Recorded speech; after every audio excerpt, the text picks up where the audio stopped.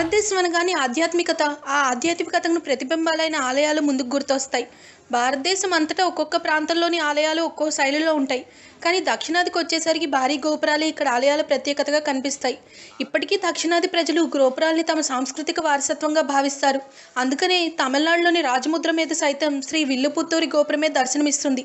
ఇంతకీ ఈ గోపురాలు కేవలం ఆడంబరానికేనా, లేకపోతే వీటి వెనుక పెద్దగా ఆలోచించని కారణాలు ఏమైనా ఉన్నాయో ఇప్పుడు చూద్దాం.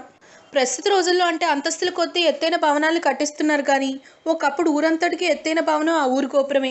ఒక ఊరికి వెళ్లేందుకు దాదాపు కొన్ని కిలోమీటర్ల దూరం నుంచే ఈ గోపురాలు కనిపించేవి.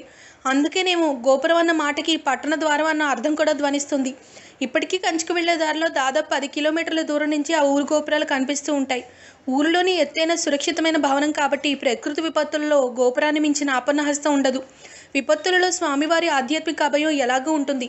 ఇక భౌతిక రక్షణ కూడా